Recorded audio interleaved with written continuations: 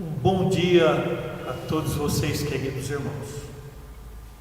O Senhor Deus tem nos concedido esta oportunidade de estarmos reunidos aqui através do meio de comunicação que se dispõe nesse tempo presente. Não podemos estar juntos no templo, mediante a situação da pandemia, mas nós podemos estar juntos em um ato de culto, adorando, exaltando o Senhor de nossas vidas. Onde você estiver agora, tira esses momentos para meditar na palavra de Deus. Eu estava já bem de manhãzinha pensando no que o Senhor tem para nós nesta manhã, e olhando lá para o Evangelho de Marcos, no capítulo 3, dentro do contexto da mensagem de Jesus para os discípulos que estavam sendo preparados antes da partida de Jesus, depois que Jesus pagou o preço por nossos pecados, ele preparou os discípulos, e também esse ato de preparar atinge-nos, traz para nós a condição de sabermos como vamos viver em tempos tão difíceis. Então, neste capítulo 13, dentro do sermão profético, iniciando lá no capítulo 13, versículo 1, ele vai preparando tudo para a mensagem que haverá de ser vivida, e aí nós chegamos no versículo 32. Então, Evangelho de Marcos, capítulo 13, versículo 32. A partir daí, nós temos uma chamada muito específica. Essa chamada específica é para termos vigilância constante, estarmos vigilantes constantes. Eu apresento um título para isto: é tempo de vigilância. É tempo de vigilância. Lá no versículo 32 a seguir, até o 32 e o 33, a palavra declara o seguinte: mas naquele dia e hora ninguém sabe, nem os anjos que estão no céu, nem o Filho, senão o Pai. Olhai, vigiai e orai, porque não sabeis quando chegará o tempo. Eu não sei quando Jesus vai voltar, mas nós temos visto os sinais acontecendo. A todo momento nós temos ouvido notícias de o mar se rebelando e até maremoto. Nós temos ouvido de ventos impetuosos, tornados. Nós temos ouvido de abalos sísmicos, abalos aí acontecendo bem próximo aqui de onde estamos, em São Roque, recentemente. Nós temos ouvido situações de fome, a situação terrível de pestes terríveis, povos inteiros aí passando fome. Nós temos visto situações que apresentam-se-nos como sinais. Precisamos estar atentos. Estar de sobreaviso. É interessante, nesse versículo 33, eu estava avaliando e cheguei a esta conclusão: o tempo presente nos apresenta necessidade de ficarmos em constante alerta. Quando eu fiquei pensando em constante alerta, eu estava lembrando lá do soldado que fica vigiando. E aí os que têm servido ao exército brasileiro e que precisaram ficar lá de prontidão, passando muitas vezes quase a noite toda de prontidão, como é difícil ficar acordado. Então, as histórias que nós vemos dos jovens é que eles foram pegos aí pelo sargento que passava para examinar e para ver se estava tudo em ordem. Eles foram pegos dormindo. E o problema é sério, porque quando dorme, deixa de estar de prontidão. Pode acontecer qualquer situação. Eu conheço a história de um soldado como este, que ele adormeceu e quando acordou, cadê o fuzil? Sumiu o fuzil. O superior passou, pegou o fuzil dele e escondeu para que ele fosse depois chamado a uma condição de responsabilidade. É interessante que nós podemos declarar, nós nascidos de novo, que nós somos soldados de Jesus. Nós temos diante de nós uma batalha tremenda. E essa batalha, mediante a própria palavra, ela não é contra a carne e sangue, não é uns contra os outros, mas essa batalha é contra toda a potestade do mal, é contra as investidas terríveis nos dias que vivemos, que são para levar-nos a estarmos parados, amedrontados, sem podermos seguir em frente. É interessante neste versículo ainda, versículo 33, aparece aí o verbo vigiar.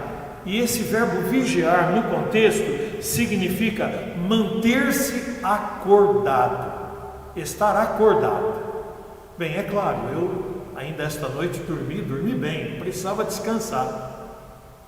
Mas em todo o tempo, no sentido prático da nossa vigilância, precisamos estar vigilantes no sentido de não nos permitirmos estarmos sendo levados pela situação que o mundo está vivendo, a também estarmos acomodados, vivendo na condição em que o mundo vive a perdição que o mundo está.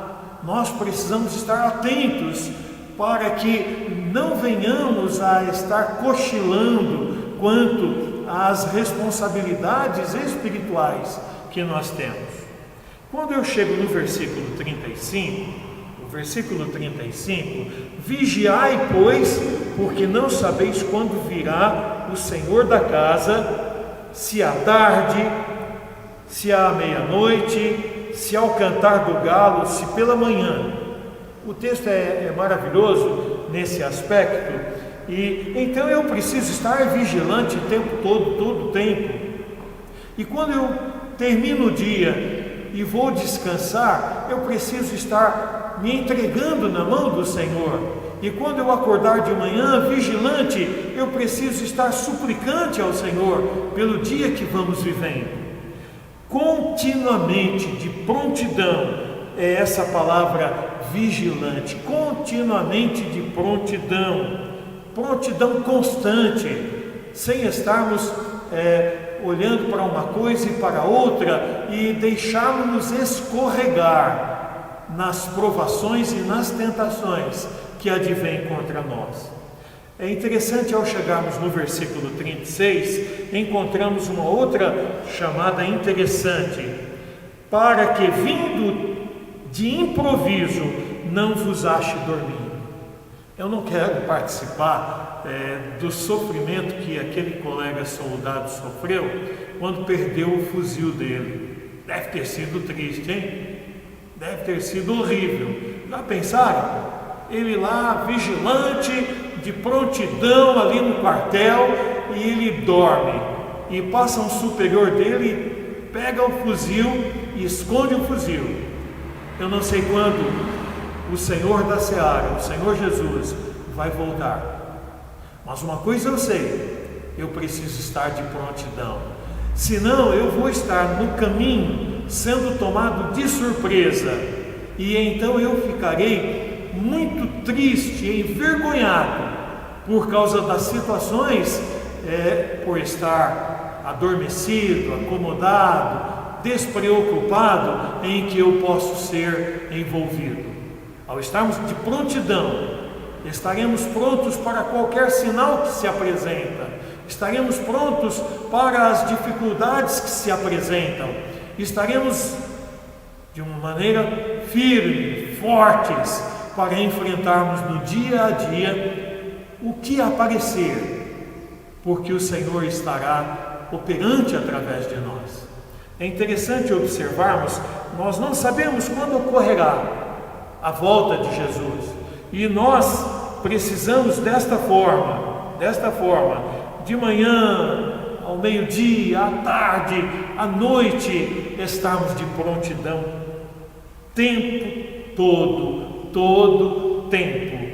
Tal prontidão se faz necessária para que o Senhor não nos encontre acomodados. O mundo em que vivemos realmente leva-nos a estarmos muitas vezes entristecidos, cansados, sobrecarregados, mas o Senhor, Ele chama a nossa atenção para nós descansarmos nele, e Ele diz: toma a tua cruz, me siga, aprenda de mim que sou manso, humilde. Ele declara que teríamos aflições, mas Ele diz: olha, tenha bom ânimo, eu já venci o mundo. E então nós podemos estar firmes em Jesus. É interessante que todo o tempo alerta. Não experimentaremos, ao estarmos alerta, a situação que o mundo está vivendo, de pavor, mas nós vamos experimentar em nós a operação do poder de Deus e o Espírito Santo livre para agir através de nós, ao estarmos atentos, operantes, de coração aberto, deixando derramar de nós a graça do Senhor.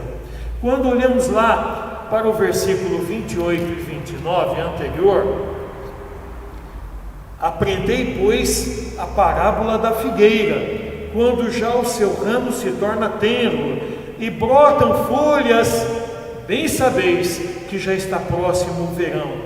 Assim também vós, quando virdes suceder estas coisas, sabei que já está perto, às portas.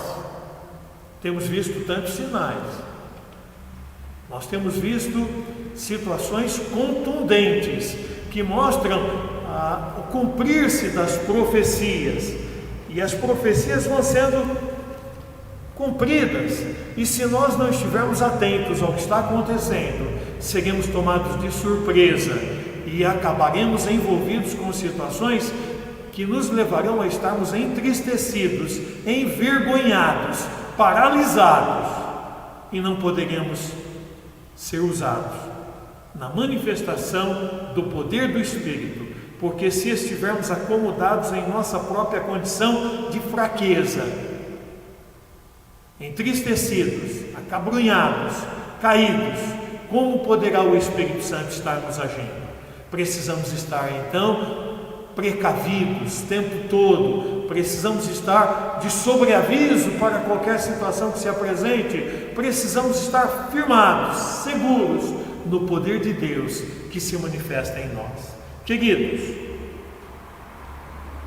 eu gostaria de chamar a atenção, porque Deus tem chamado minha atenção nesses aspectos, para alguns pontos. É tempo de estarmos atentos. É tempo de estarmos atentos. E então eu separei aqui alguma situação para fecharmos essa meditação. Por que vigiar? Por que estar atento? As pessoas não estão por aí tão desatentas, despreocupadas, vivendo da maneira como a própria palavra diz, casando, dando-se em casamento, gerando filhos, preparando-se com todas as ciências, sendo grandes filósofos, cientistas e assim por diante. Elas não estão. Por que estar tão atentos? Porque o tempo é incerto. O tempo que estamos vivendo é incerto. Haja visto esta pandemia que estamos vivendo. Já há cerca de mais de 3 meses as pessoas estão sendo oprimidas em uma situação de muitas não estarem nem saindo de casa. E não é só por um terror, não, é porque existe o perigo iminente de contaminação, pessoas morrendo por toda parte, mas eu não posso ficar atemorizado, com medo, mas eu preciso tomar cuidado, eu preciso estar atento, e eu preciso estar de sobreaviso, para que isto não venha me destruir na minha condição de desejo de proclamar salvação, na minha condição de desejo de estar operante, trabalhando no dia a dia, de desejo de estar operante, cuidando da família, das responsabilidades que tenho, e da mesma maneira você, porque senão nós seremos acometidos de uma depressão profunda, ficaremos em uma condição de não seguirmos em frente. É tempo incerto, precisamos ter cuidado para estarmos firmados na palavra e na vontade do Senhor. Nós precisamos viver de tal forma, é a segunda situação que eu quero colocar nesta conclusão, nós precisamos viver de tal forma que não importe o que estiver acontecendo, não nos leve a estar desanimado nada do que está acontecendo. Por quê? Porque nós estaremos nos entregando na mão do Senhor, não vamos nos entregar na situação que o mundo está vivendo de desprezo à vontade de Deus, e isso levando as pessoas a uma condição até de depressão. Nós estamos debaixo da proposta de Deus, nós estamos debaixo da vontade do Senhor Deus, nós estamos debaixo do poder de Deus. O Senhor Deus está agindo livre, poderosamente, ainda que o mundo não perceba isto. Então, Jesus vai voltar de repente, e há algo que nós precisamos estar realizando, e Ele tem nos dado esta condição. O crente tem uma orientação do Senhor, o Senhor está orientando o crente em todo o tempo. O Senhor Deus, no mover do Espírito, está agindo através de nós, o poder do Senhor está investido em nós. Sabem, queridos, nós temos visto lá no Evangelho, aliás, na carta de João, no 3º capítulo, lá no versículo 9, eu vou abrir aqui, lá no versículo 9, na carta de João, a primeira carta, capítulo 3, versículo 9, olha só: todo aquele que prevarica e não persevera na doutrina de Cristo não tem a Deus. Quem persevera na doutrina de Cristo, esse tem tanto o Pai quanto o Filho. Desculpe, é a segunda carta. Depois vamos voltar para a primeira. Na segunda carta é a parte íntegra, todo aquele que prevarica e não persevera na doutrina de Cristo não tem a Deus. Quem persevera na doutrina de Cristo, este tem tanto o Pai quanto ao Filho. Nós não podemos prevaricar, nós não podemos andar por aí inseguros, nós não podemos estar desatentos, nós precisamos estar firmados no poder de Deus que está investido em nossa vida, na ação do Espírito que quer realizar através de nós.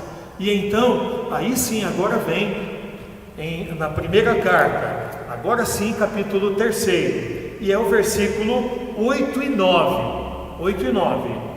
Mas, amados, não ignoreis uma coisa, que um dia para o Senhor é como 1000 anos, e 1000 anos como um dia.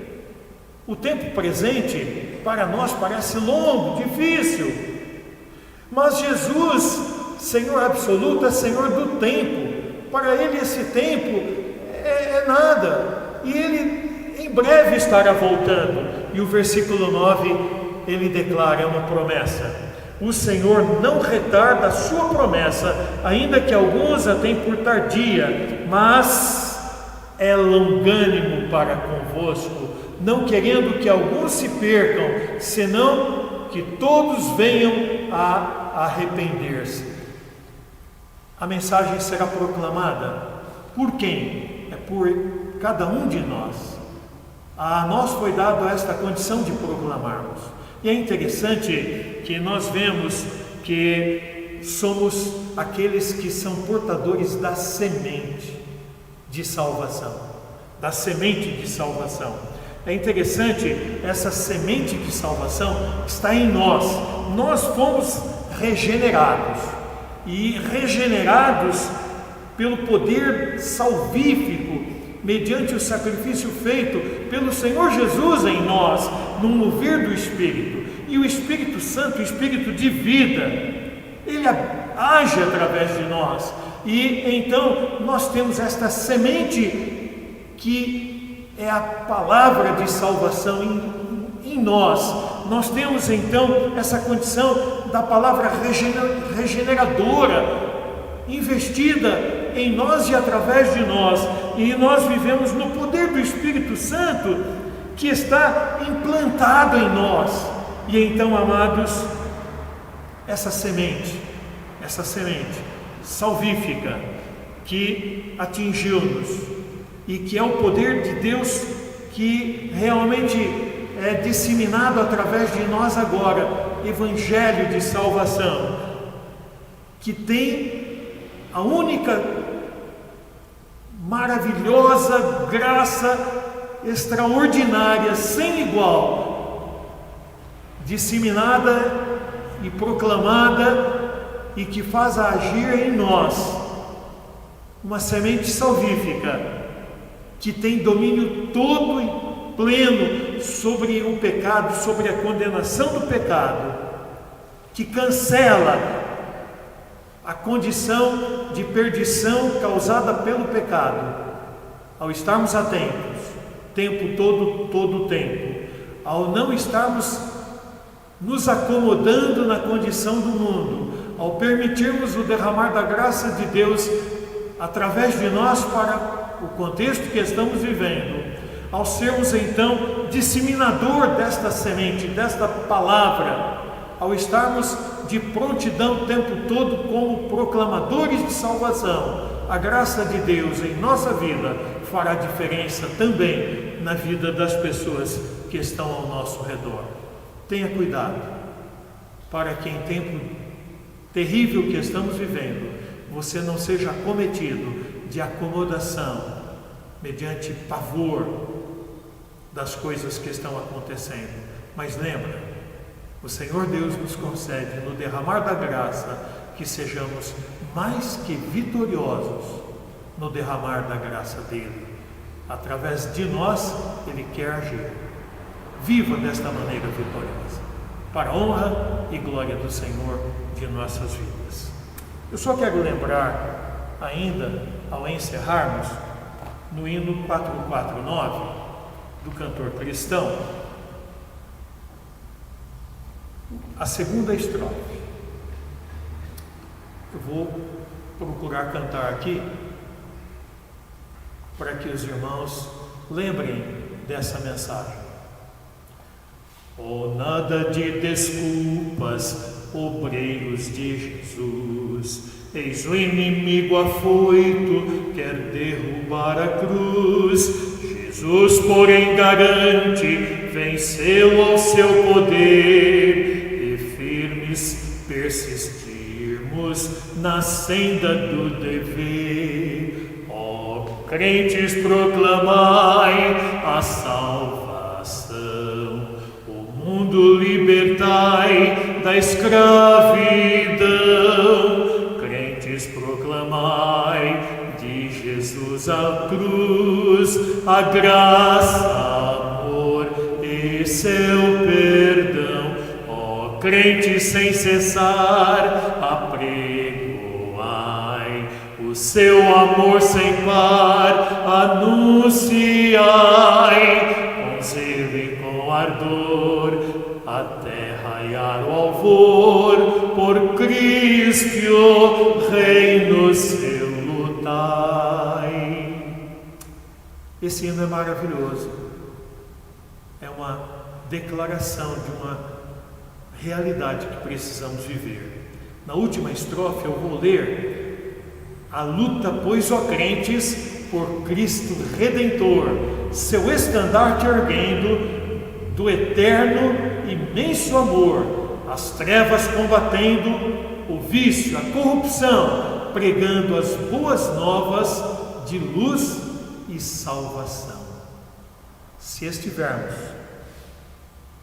realmente tempo todo o tempo vigilantes